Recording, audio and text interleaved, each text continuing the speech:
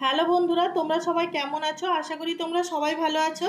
আমি পাপিয়া চলে এসেছি তোমাদের সামনে নতুন আরও একটা রান্না নিয়ে। আজকে আমি বানিয়েছি ছানার সন্দেশ। এই ছানার সন্দেশটা বাড়িতে কিভাবে এত সুন্দর বানিয়েছি চলো দেখে নিই।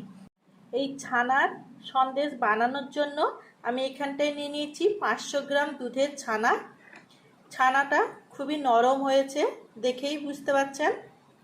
এই ছানা তৈরির রেসিপিটা আমার ডেসক্রিপশান বক্সে দেওয়া আছে, আপনারা চাইলে অবশ্যই দেখে নিতে পারেন।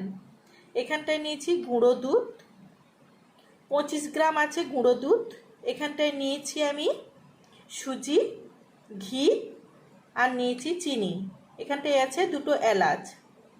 এখন আমি এই ছানাটা ভালো করে মেখে নেব, যাতে এর মধ্যে কোনো ডো না থাকে।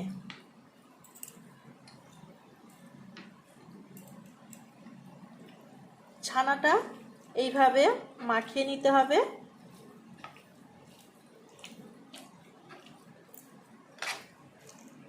ছানাটা এখন মাখানো হয়ে গেছে, এটা রেখে দিচ্ছি। এই 2টো এলাচ ভালো করে গুঁড়ো করে নেব। এখানটায় নিয়ে নিয়েছি একটা তাওয়া। তাওয়ার মধ্যে দিয়ে দিচ্ছি সুজি।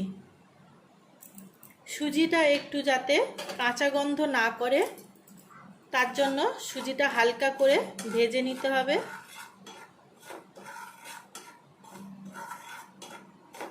সুজিটা এখন ভাজা হয়ে গেছে, তুলে নিচ্ছি। এখানটায় নিয়ে নিয়েছি সুজি। সুজির মধ্যে দিয়ে দিচ্ছি এলাচের বীজ, গুঁড়ো করে নিয়ে নিয়েছি। ওর মধ্যে দিয়ে দিচ্ছি ছানা।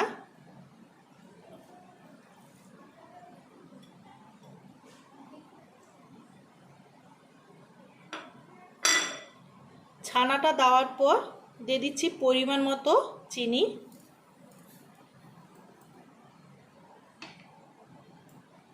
এখন দিয়ে দিচ্ছি গুঁড়ো দুধ।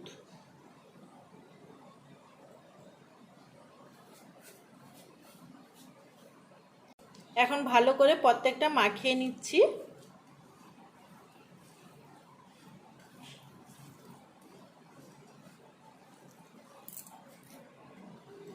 মেশানোর সময় খেয়াল রাখতে হবে ছানাটা যাতে একদম এইভাবে পেশে আমি না মাখাই।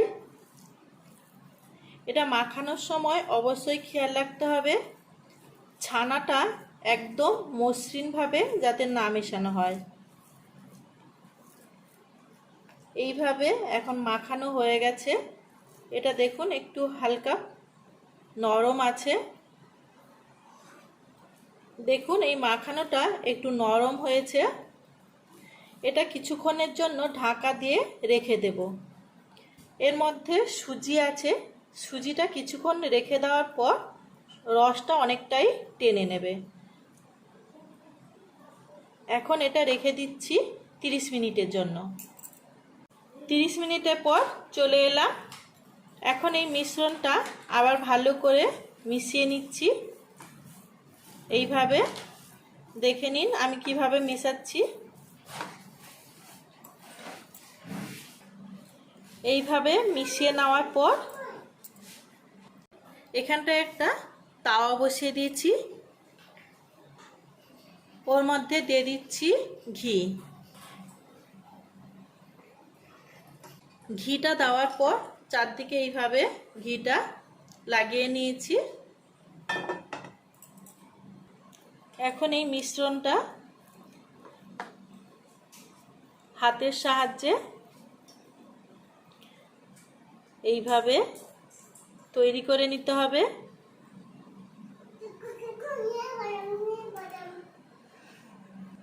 এইভাবে সন্দেশের আকারে তৈরি করে নিতে হবে। প্রত্যেকটা এইভাবে রেডি করে নিচ্ছি।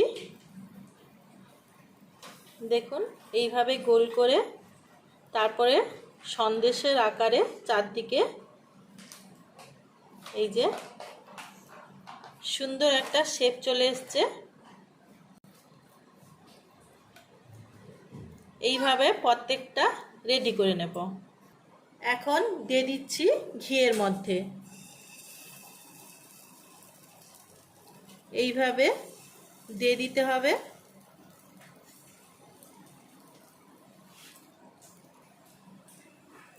এইভাবে এক সাইড হয়ে গেছে, উল্টে দিচ্ছি।